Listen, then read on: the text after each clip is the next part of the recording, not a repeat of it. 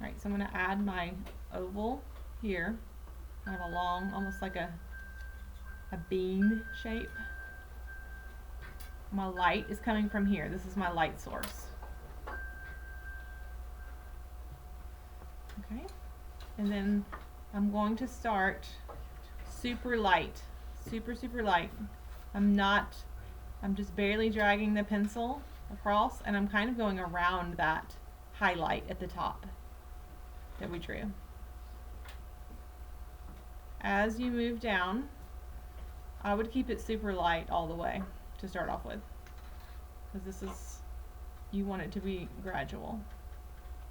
But all of my lines are almost moving in kind of concentric circles, like they're going around this sphere or ball that we're trying to draw.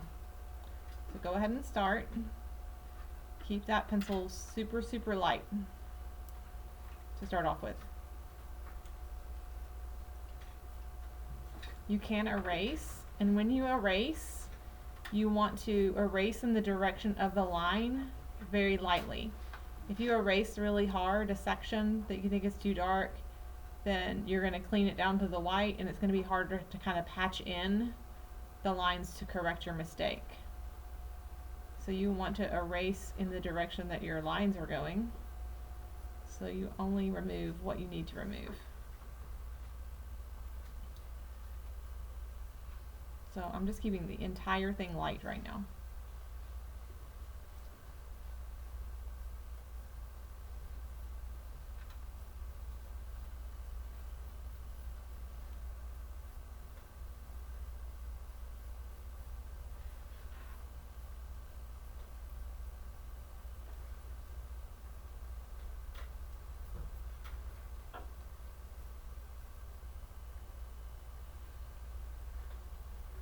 Once you have it kind of covered up and as light as you can get it, then leave a light section near the top.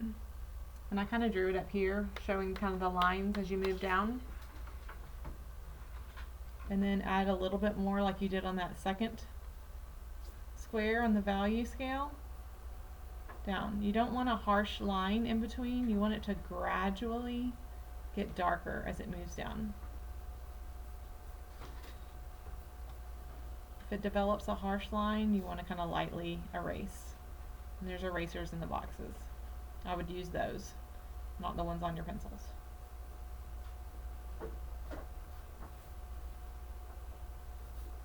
So I'll have my second value on, and then I'm going to start adding my third as I move down.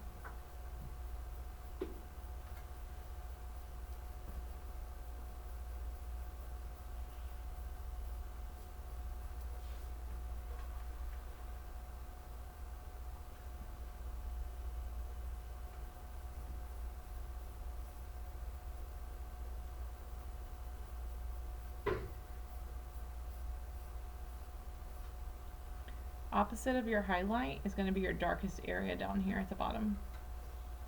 And there's not going to be that much of the super dark. Just a little. So unlike the value scale, the values that you're putting on this for the sphere, they're not going to be even. You're not going to have an equal amount of highlight. You're going to have mostly midtones, a small highlight, and a small of the darkest shade. It's on the bottom.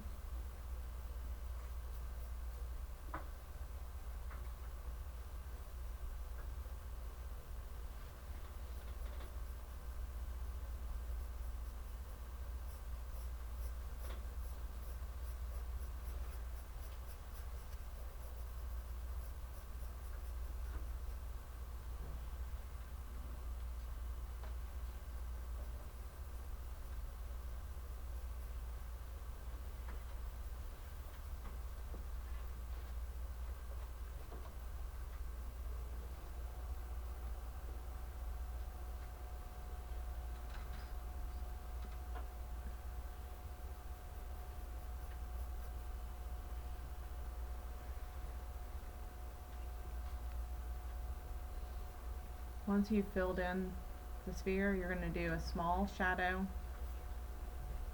It's kind of oblong. It's still kind of circular. Not circular, but ovalish. This is the cast shadow. Because when a light is shining on something, leaves a shadow on the ground where it's sitting. This keeps us from having a floating object in the middle of our paper. This shows that it's sitting on something. It will be dark up against it, but it will not be as dark as the bottom side of the sphere. And it will get lighter as it goes out.